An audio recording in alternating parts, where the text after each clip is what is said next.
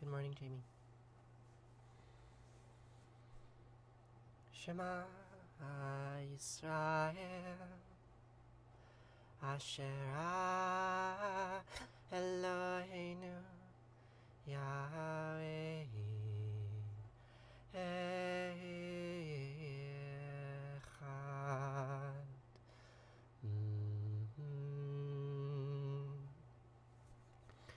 ואהבת את ענת אלוהיך ובכל לבבך ובכל נפשך ובכל מאודך ובחיו הדברים האלה אשר נוחים מצווך היום על לבביך ושיננתם לבניך ודיברת בם בשבתך בביתך ולכתך בדרך ובשכבך ובקומך וקשרתם לאות על ידיך וחיו לטוטפות בין עיניך וכתבתם על מזוזות ביתך ובשעריך.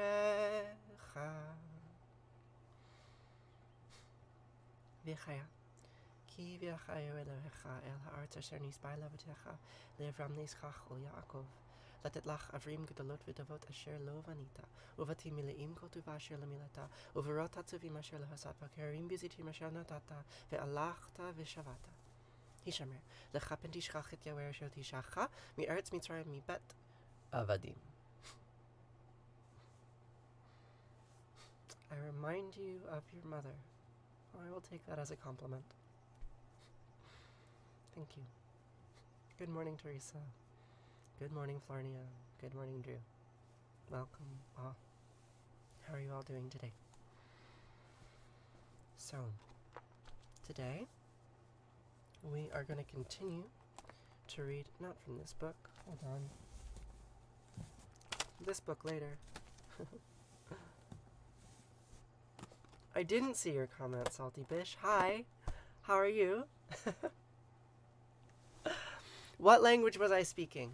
Who can tell Jamie what language I was just reciting a prayer in? And what that prayer was? This is a pop quiz. How am I feeling today? I'm always mixed. Like, this job, right? Like, I love you all. I love you all so much. And,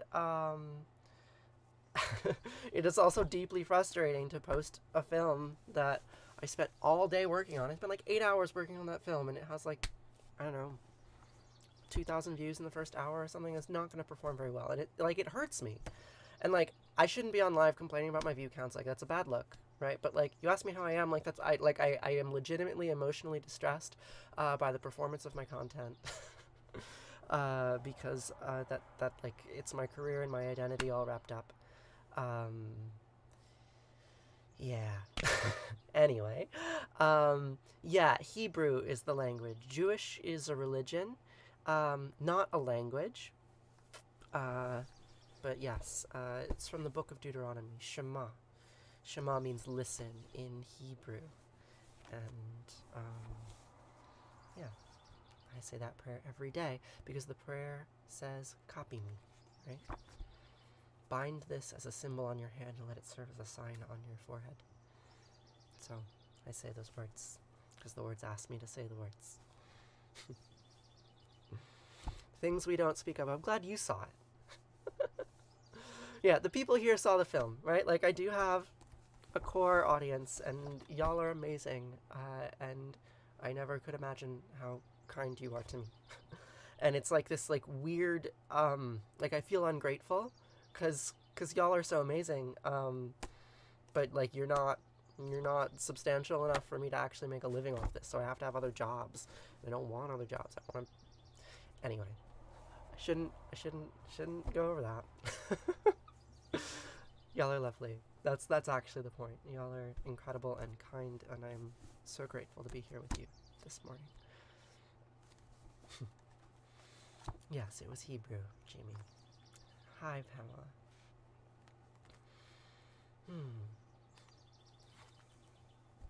I'm doing okay. So, we are going to continue reading Enuma Elish. Right, so this story is around 4,000 years old. Was originally from the marshlands in Sumer. And it was adapted and taken up by the Akkadian Empire and then the Babylonian Empire after that. And it is a story about war, because that region has been marked by war for its entire history. Right, so it's a creation myth, and how did the world get created? Well, through a cosmic war. That's the story of the Enuma Elish. I don't necessarily agree. I think we might do to have better creation myths, but all the creation myths that I've been reading you, right, like this one, also about a cosmic war. Except this was more like a cosmic duel, right? Like Baal and the serpent are fighting mano-y-mano, right? Whereas this is like legit a war between hosts of gods. So Tiamat is this like dragon, serpent, feminine, sexy mother creature. And she gives birth to a bunch of dudes who kill her husband and then proclaim themselves king. And she's like, this is bullshit. And then she makes some serpent gods and some scorpion gods, and she declares war on them. And she's winning, right? And all the gods are afraid, and so then they search for a king, right? Because this is what you do when you are under threat from a foreign invader. And that foreign invader might actually be the lineage that you came from, but you can label them as foreign. And when you are under threat, you look for a centralized authority to save you, and that savior goes by the name of Marduk. Marduk the Conqueror. And so now we are on Tablet 3. Tablet 3. And we're going to read about the exploits of Marduk the Conqueror and his battle with Tiamat. Thank you, Katie. This was from my mother. My mother, the last time I visited my mother at her house, she gave me a whole bunch of jewelry. And it was really sweet. And, like, she was kind of regretful. Like, she doesn't make that much money anymore, because she's older and has less energy. But when she was younger, she had more money, and she spent it on really nice jewelry that she doesn't wear anymore. And so she gave me all of this jewelry that I could never afford. I will never make as much money as my mother did, and but I can inherit her jewelry, and it's really, I feel very lucky to wear it. Mothers, Tiamat the mother. Your friend Carl. Hi, Carl. Who's Carl? Okay. Good morning, Moon and Rain. So, what happens to Tiamat? Well, she's going to get ripped in half and turned into the heavens and the earth, but let's read about it, shall we? Tablet 3. Then Anshar raised his voice to be heard to his officer Kaka. Hear me, Kaka. my trusted officer who I can depend upon. I am sending you on a journey to go to Lahamu, for you are good at ascertaining, a superlative communicator, so that the gods who are my fathers will gather here to me, so that all of the gods will be assembled here in my presence, that we might have a discussion. Gather everyone together, so that we can talk. This is a story about the origin of government. It's a story about the origin of the state, right? You think it's about the origin of the cosmos, but no, it's about the origin of the kingship. Gather all the gods so that they will be assembled here in my presence. Then we might have a discussion. Gather them for a feast, and give them plenty of bread to eat, and the best of the wine. Then, after, have them declare a destiny for Marduk the hero. So you must go soon, Kaka, and place yourself before them, and convey to them everything that I will now relate to you. Your son, Anshar, is the one who sent me to speak to you, and he asked me to convey his own inner thoughts, saying, Behold, Tiamat, who gave all birth, is determined to destroy us. She called together a congress and is like a deranged maniac, and the gods have all gone over to her side, every one of them. You notice that no one ever asked Tiamat what she thinks?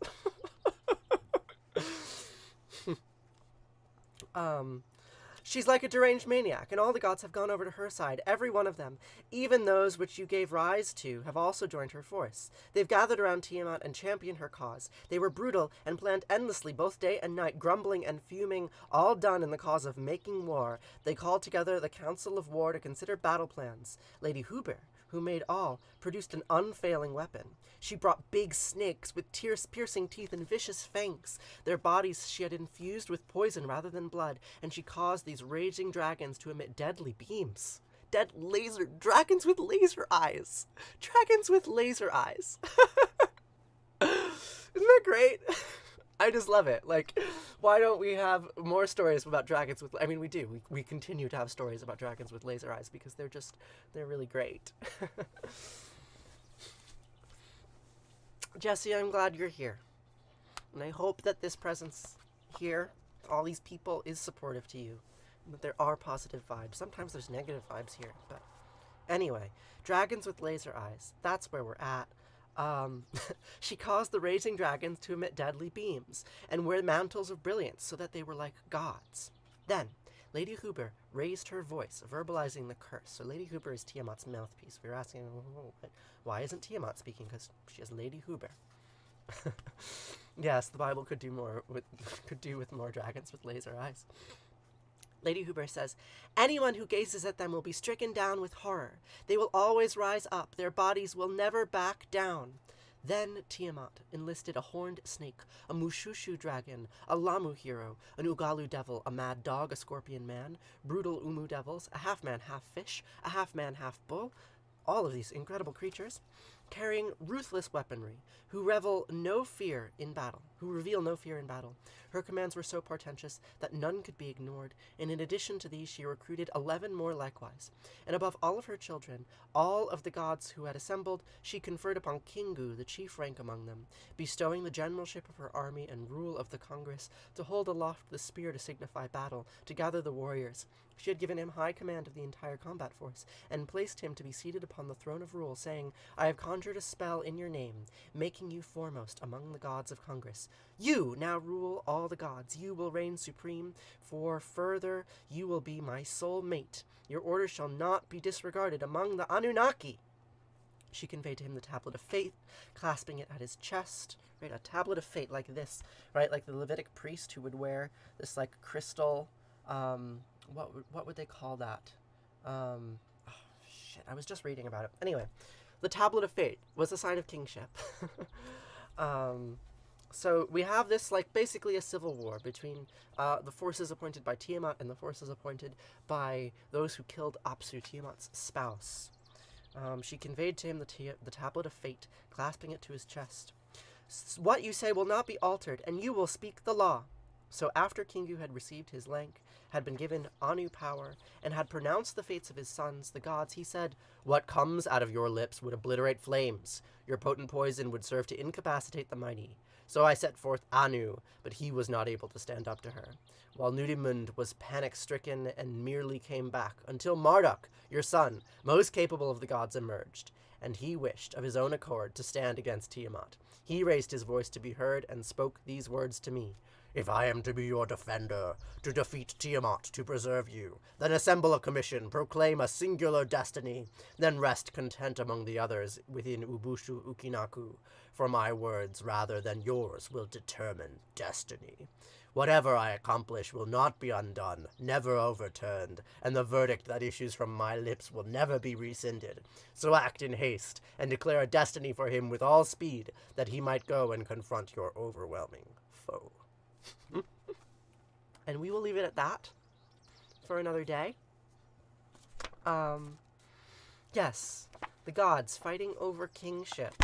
Not unlike what happens today. Oh, this land is supposed to be our land. No, it's our land, and we're gonna fight about it until all of eternity because our identity and our sense of self is at stake. I have not read Till We Have Faces. What is it about, Jamie? Interesting that to birth the world she must be torn apart. But it's the men who dictate the fight, right? Like, I mean, it is this image, right? The serpent that creates itself, because of course, or that consumes itself, because yes, the men are going to rip her apart, but she created the men.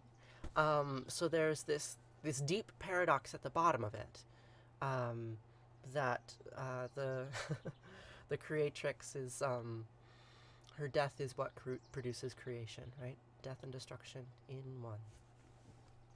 Good morning, Kate. Good morning, good morning. Oh, I got carried away, and I have to go to class in 8 minutes. 7 minutes. Gosh. No time for breakfast today. So, we're gonna read Arati. We're gonna recite Arati. The word Arati means flame. Here we have our little flame in Sanskrit. I hope you have a good day too, futures. Yeah, so I'm going to wrap up really quickly in the next 7 minutes. We're going to recite Arati and Kaddish, and then I have to go. The word Arati means flame in Sanskrit.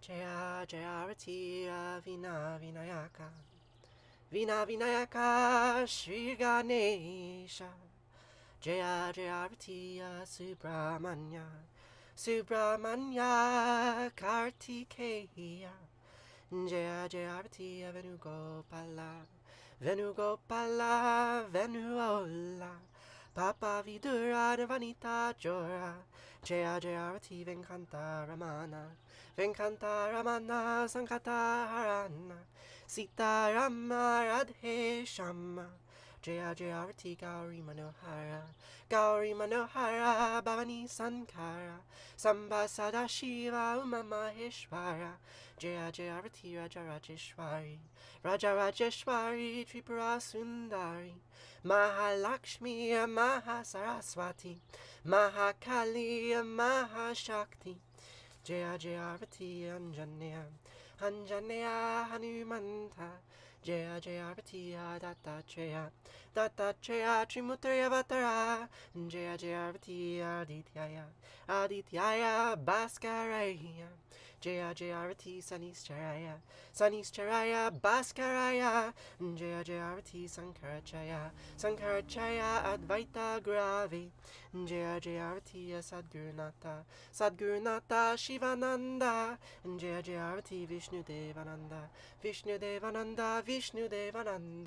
Jaya Jaya Arati Agastya Munaye Shyama Priyaye Jaya Jaya Arati Ayapa Samine Dharma Shastave Jaya Jaya Arati Moses Grave Buddha Grave Jaya Jaya Arati Muhammad Grave Guru Nanak Grave Samastya Grubho Namaha Jaya Jaya Arati Venugopala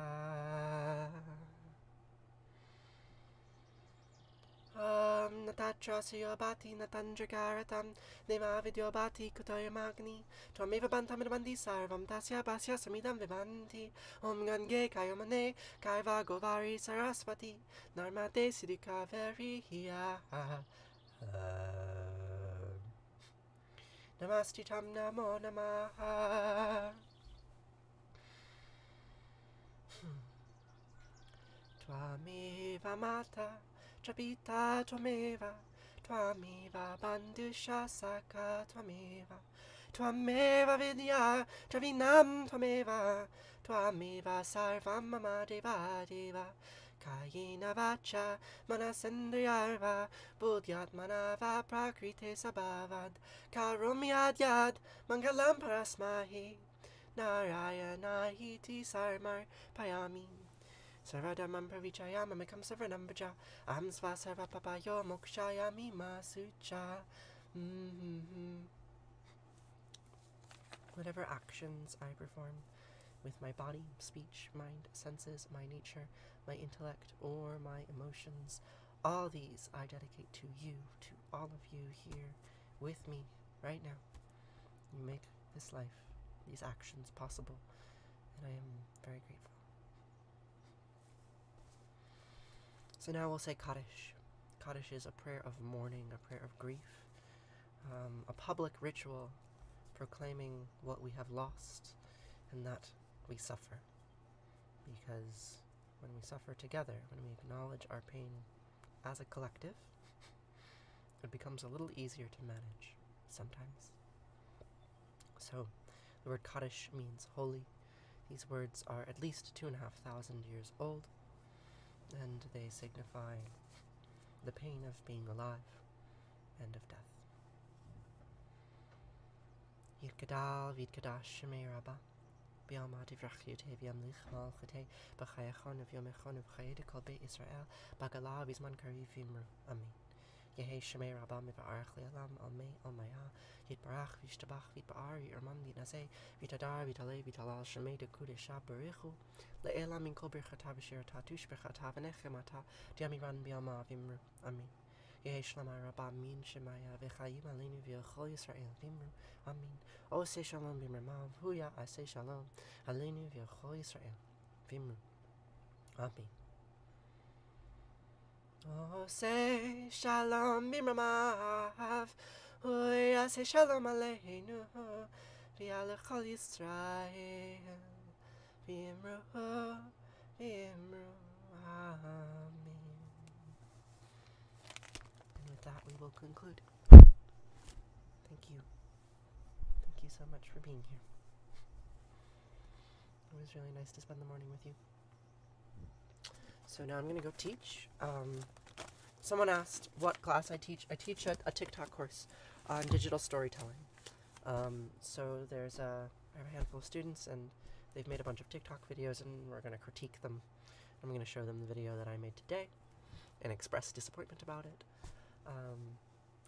That's how it goes.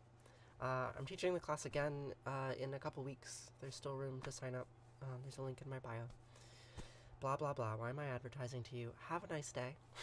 I hope you have a lovely day. And I will be here tomorrow to say these words once more. Okay. Farewell.